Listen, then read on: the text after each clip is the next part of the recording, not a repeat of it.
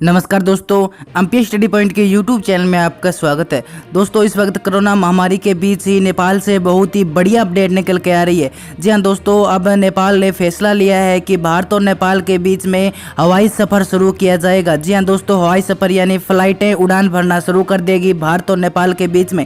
इसके साथ ही नेपाल ने एक और बड़ा फैसला लिया है कि कुछ भारत और नेपाल की बॉर्डर भी खोली जाएगी।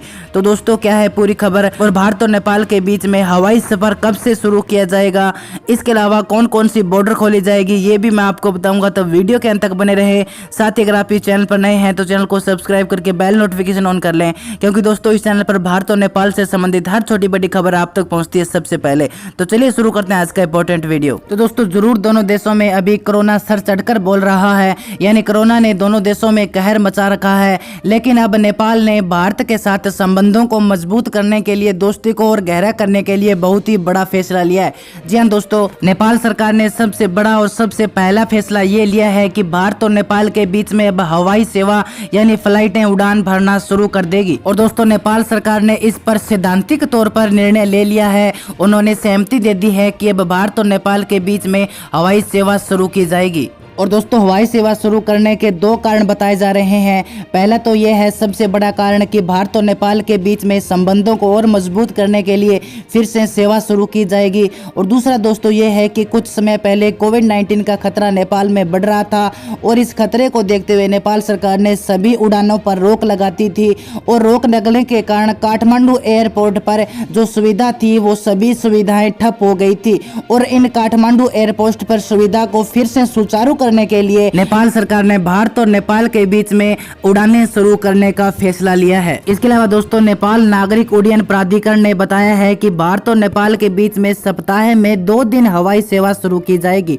जी हाँ दोस्तों, सप्ताह में 2 दिन भारत और नेपाल के लिए फ्लाइट ने उड़ान भरेगी, लेकिन इसमें भी हवाई यात्रा करने वाले सभी यात्रियों को कोरोना गाइडलाइन का पूरा पालन करना होगा। नेपाल सरकार ने कोरोना गाइडलाइन का पूरा ख्याल रखते हुए भारत और नेपाल के बीच में अंतर्राष्ट्रीय हवाई उड़ानों को मंजूरी दी है। और दूसरी बड़ी अपडेट ये है दोस्तों कि कुछ समय पहले जिस प्रकार नेपाल में कोविड-19 का खतरा बढ़ रहा था, तो उसको देखते हुए नेपाल सरकार ने भारत और नेपाल की जितनी भी बॉर्डर लगती है, यानी 35 चेक पोस्ट लगते हैं भारत और नेपाल के आगमन के लिए, तो उनमें से 22 को भारत और नेपाल ने बंद कर दिया था।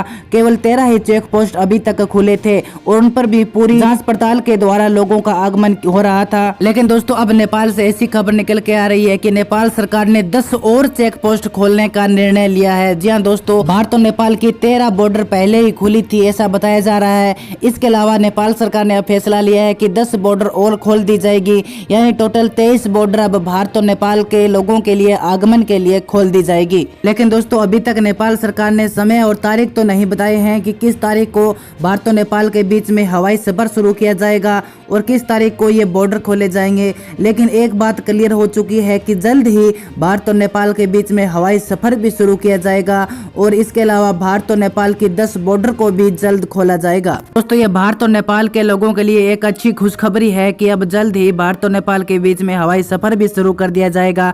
इसके अलावा बंद पड़ी बॉर्डर भी खोल दी जाएगी।